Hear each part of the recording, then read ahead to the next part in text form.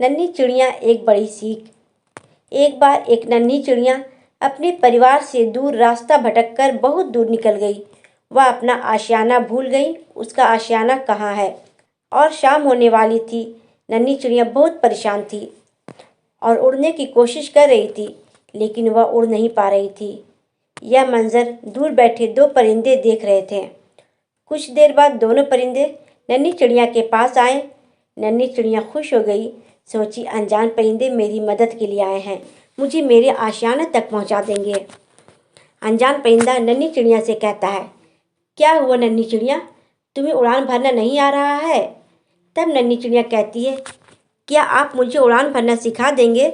मैं अपना घर भटक गई हूँ, मेरे घर वाले बहुत परेशान हो रहे होंगे। कृपया करके आप मुझे उड़ान भरना सिखा दें, मैं अपने घर वापस चली जाऊंगी, शाम हो रही है। अनजान परिंदा ने कुछ देर सोचने के बाद नन्ही चिड़िया का मजाक उड़ाते हुए कहा, जब तुम्हें उड़ान भरना ही नहीं आता है तो इतनी दूर क्यों निकल आई हो? अनजान परिंदे की बात सुनकर नन्ही चिड़िया को गुस्सा आता है, पर नन्ही चिड़िया चुप रहती है। अनजान परिंदा हंसते हुए बोला, देखो हम तो उड़ान भरना जानते हैं और अपनी मर्जी से कहीं भी जा सकते हैं। इतना कहकर अनजान परिंदा ने उस नन्ही चिड़िया के सामने पहली उड़ान भरी। वह फिर थोड़ी देर बाद लौट कर आया, दो चार कड़वी बातें बोलकर उड़ जाता। ऐसा उसने 3-4 बार किया और जब इस बार वह उड़ान भरकर वापस आया तो नन्ही चिड़िया वहाँ नहीं थी। अनजान परिंदा अपने मित्र से कहता है, नन्ही चिड़िया उड़ान भर ली ना?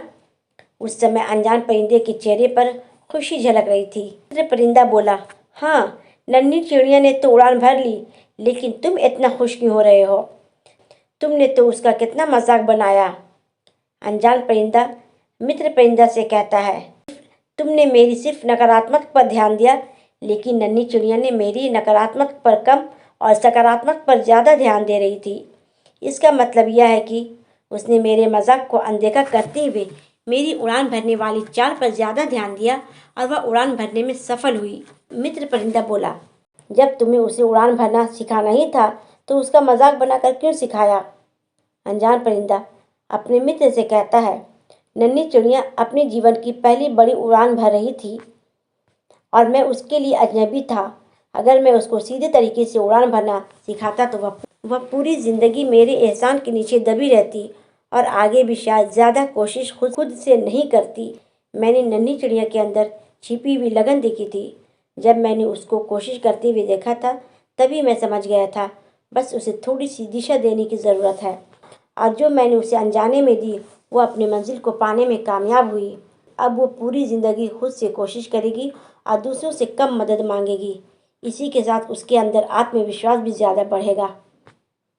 दोस्तों, मित्र परिंदे ने अनजान परिंदे की तारीफ करते हुए बोला, तुम बहुत महान हो। जिस तरह से तुमने उस नन्ही चिड़िया की मदद की वही सच्ची मदद है।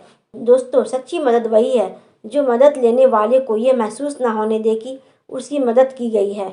बहुत बार लोग मदद तो करते हैं पर उसका ढिंढोरा पीटने से नहीं चूकते। ऐसी मदद किस काम की?